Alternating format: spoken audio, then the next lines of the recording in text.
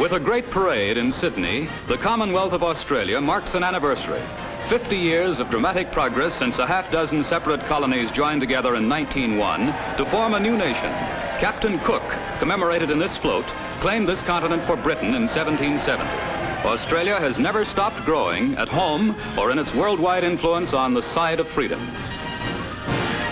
Australia, with a population today of 8 million, is nearly 3 million square miles in area, just slightly smaller than the continental United States. Australia's first settlers landing during the American Revolution found their new land full of surprises, like the cuddly koala bear, now protected by the government. And the destructive flying fox. Australia's native animals had developed uniquely in the isolation of their continent.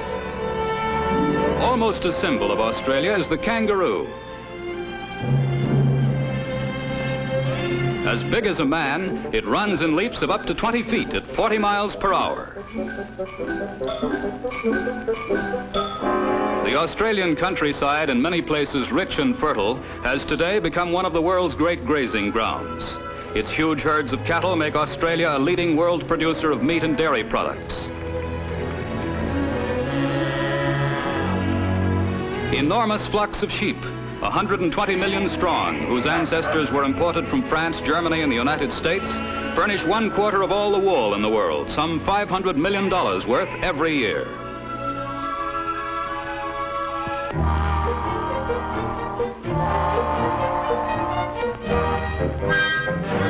Sydney, Australia's largest city, a modern metropolis of 1.5 million, is the site of what Australians call the greatest fair on earth. And it might be, with its 1.25 million visitors, its vast exhibits, its enthusiastic junior farmers like America's 4-H groups, and its magnificently bred animals of every kind.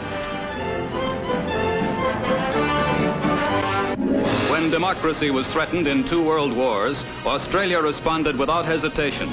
Australians flocked to the colors from all over their continent in 1939 to join Britain and France against Nazi Germany.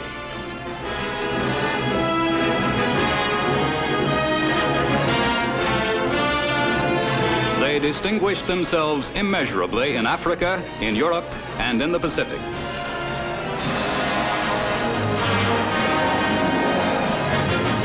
After Japan attacked Pearl Harbor, seized the Philippines and Singapore, Australia became a vast base for American troops as the 2 nations joined forces to defeat the common enemy.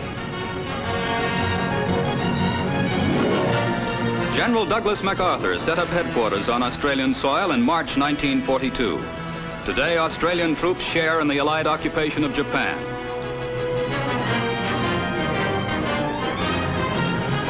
When the war in Korea began, Australia's Prime Minister Menzies flew to Washington to pledge aid to the UN and the US. Aussie air squadrons went into action in Korea only a few days after America's, and were followed by naval and ground units. A great Australian air hero, Wing Commander Spence, was decorated by America's General Stratemeyer. Later, he was killed in action in Korea. Australia's capital is the new and beautiful city of Canberra. Like Washington, D.C., it's a federal territory. The city was designed by an American, Walter Burley Griffin. Australia's parliament, patterned after Britain's and America's, is composed of senators and representatives elected by popular vote. Members of opposing parties sit on opposite sides of the chamber. Education in Australia is free and compulsory, with private and religious schools supplementing public institutions, as in our own country. These are the children of a democracy. Their fathers are clerks, storekeepers, government workers, farmers, businessmen of Australia. They're a lot like us. Like American youth, they love sports. Cricket, rugby, and Australia's own brand of football are their favorites.